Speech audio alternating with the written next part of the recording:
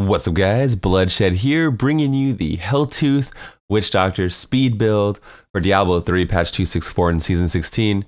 Now the Helltooth chicken dock speed build is going to be the best build for T13, for bounties, and for speed farming greater rifts for the most part. It does fall off later on, like in the high 90s next season, but it's going to be your general use build for a lot of different things.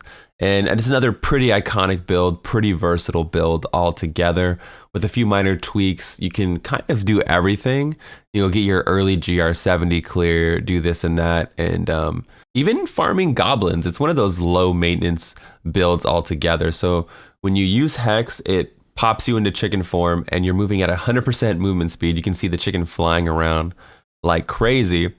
And 15 seconds is a long time. So if you're farming goblins or whatever, it's just an extended sprint burst. It's one of the longest in the game, if not the longest.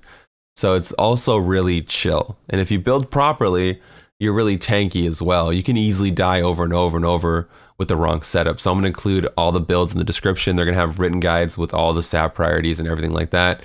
You can always ask me live on stream or in the comments below. Of course, we're using the 2 pet items. We're using Nemesis bracers in the cube.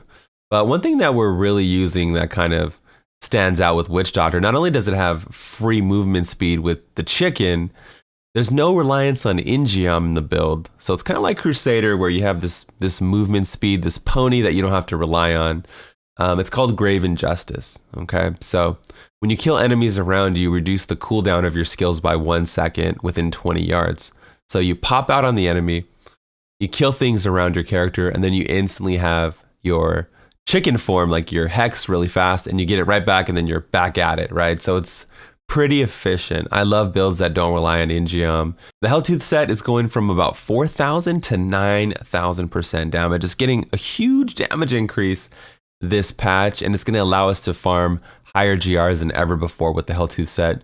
So what I'm going to do is I'm going to include all the different builds we talked about and a push build in the description, since I might not have time to get around to the push variation. If you're playing during the Ring of Royal Grandeur season, you can use like Convention of Elements for the push build or the speed build, or Unity if you're solo, so you get more variety and options there. It's pretty awesome. But enough of that, let's crack open the build. So what you need to know about the build is you want to have all your pets out, right? You want to have your gargantuans, you want to have your zombie dogs, you want to have all the boys with you. That's step 1. And step 2 is being near the enemy. So when they die, you're proccing the Grave Injustice we talked about within 20 yards. And when you're going from pack to pack, you pop Spirit Walk before you do Hex. It's going to give you a little nitro boost and right into it. So bam, right? You got this flying chicken. It gives you a little speed boost. So here it is without Spirit Walk. It's still really fast, but that extra efficiency does help. Sometimes it can get hard to navigate because you're moving so quick. A lot of times I'll look at the mini map up here when I'm traversing. It's just almost easier to look at the mini map and fly through. Kind of like in World of Warcraft, when you're on your flying mount, you can look at these things. It does help a little bit.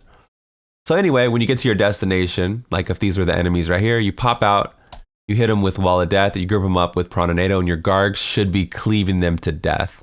These pets are affected by area damage, so if you stack double crit area damage, they're going to be cleaving the hell out of them. If the Gargs are unruly, man, sometimes the Gargs are over here doing Garg things. Make sure to resummon them on the pack.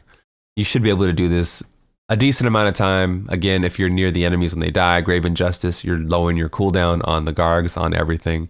So that's basically the combo. Tag them with Wall of Death and Piranhas. You need this for your set bonus. The 6-piece after casting Wall of Death, gain 4,400% increased damage for 15 seconds on your primary skills. You need to cast Wall of Death because it procs your 6-piece of your Helltooth, your 4 and 6-piece. It gives you damage reduction, and it gives you a damage increase, 9,000 damage on your gargantuans. It's incredible. So it got crazy buffed. Take advantage of it. You need to cast that, right?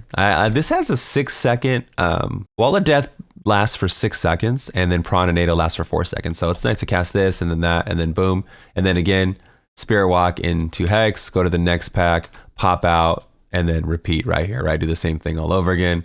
Your Gargs kill it, and then you go. So it's nice not to have that Ingeom reliance the whole time. Tornado also puts a 15% increased damage effect on the enemies, so that's one reason why we use it. It does group them up nicely, but it also does debuff them. So sometimes when I'm playing solo, I'll take off the Essa Johan from my Templar because he'll pull the enemies out of my Tornado, or it's just like this weird synergy.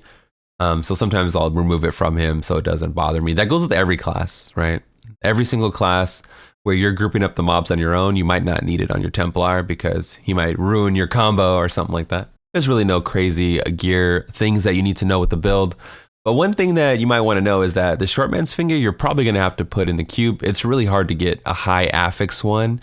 It's really important to max out your gargantuan damage here. That's the main source of your deeps, right? Your damage. So you're probably gonna have to put in the cube unless you're lucky and you get like a primal one or an extremely well rolled one. And that goes with everything. So you want Garg damage and area damage on your items wherever you can get it. You can see I have Garg damage everywhere. Like it's really important getting that ability damage. It's super noticeable. And again, area damage stacks with your pets.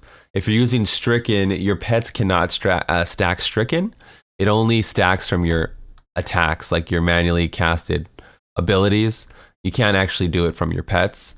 So that's something just to know if you're trying to do that. Anyways, guys, that's going to be all for me today. Make sure to follow me at twitch.tv/bloodshed. Ask me questions there. I stream there 6 days a week. We've been doing about Monday through Saturday, midday Pacific, around 10 to 7 p.m. Pacific. So yeah, man, shout out to all the patrons who support me all the time. Much love. They don't get enough shout outs, but I do appreciate them. I have you guys in the description as well. I appreciate it. Anyways, this is the Bloodshed, and I'm out of here. Peace.